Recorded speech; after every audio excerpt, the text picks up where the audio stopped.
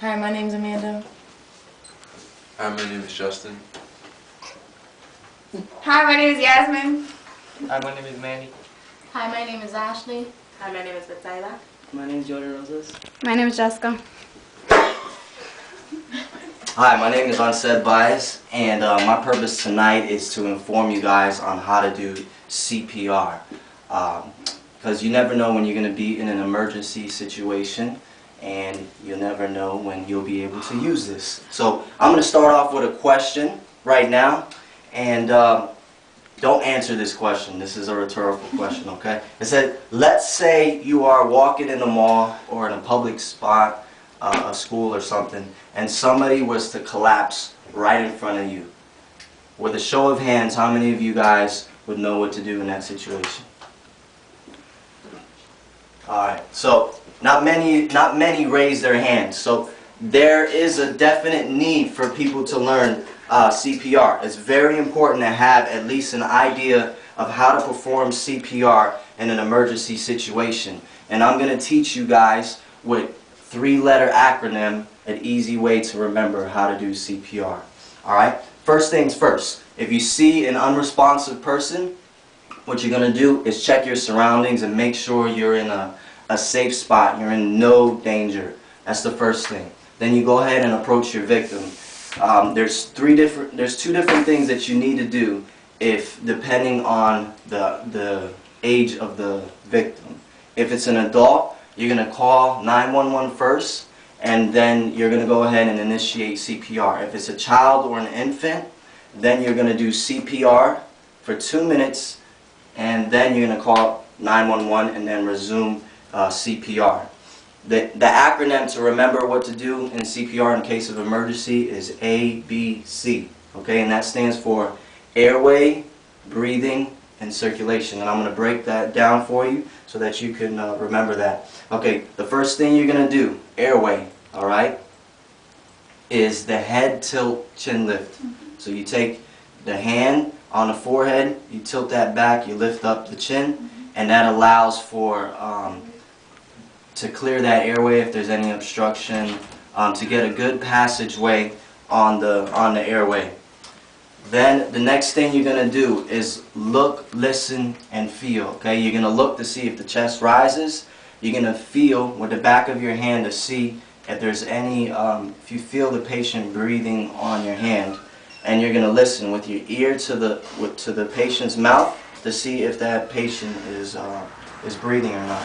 After you've done look, listen, and feel, the next step is to go ahead and initiate 2 breaths. All right, you're going to do 2 breaths. You're going to pinch the victim's nose like this, and you're going to make sure they're on a flat ground, flat surface, hard surface.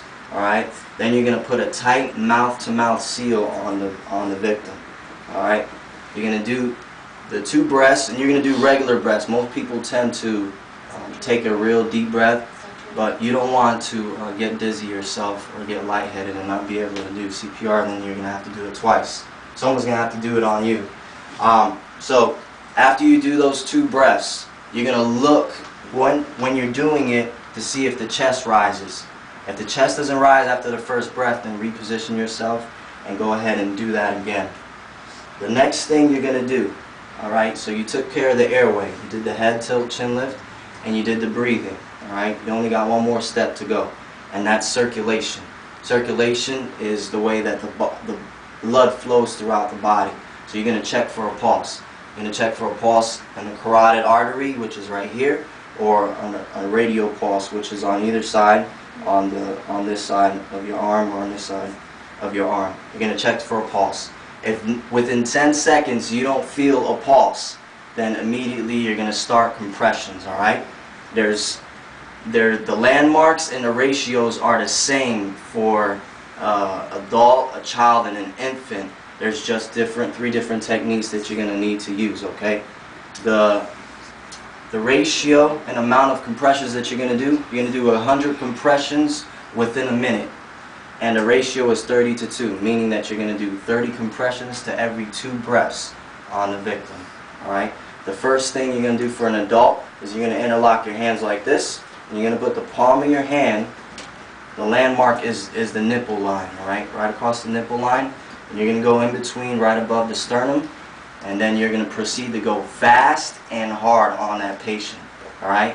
You're going to go 1.5 to 2 inches of depth when you're doing the compressions. And after each compression, you're going to allow the chest to recoil, and all that means is she's going to allow it to expand again to the normal state so that the blood can flow again. On a child, you're only going to use one hand, and you're going to do the same thing, and you're going to do compressions. Just only using one hand, the palm of your hand. And on an infant, you use the 2-finger method. Same place, same spot, but you're using 2 fingers, okay? And remember that you do the same amount, whether it's an adult, a child, or an infant. The next thing you're going to do, alright, when you know when you have to stop is if 1, the patient is breathing, 2, if the patient starts moving, or 3, when EMS arrives, okay, to take care of the situation. If one of those 3 things happens, then you immediately stop chest compressions and breathing for the patient, alright?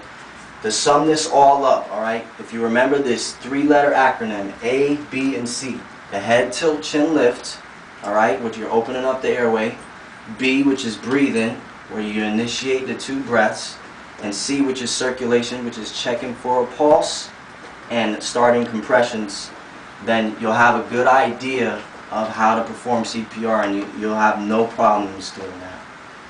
Alright, I hope you guys learned something today, and that you keep that acronym in your mind, and I hope you enjoyed this presentation. Thank you.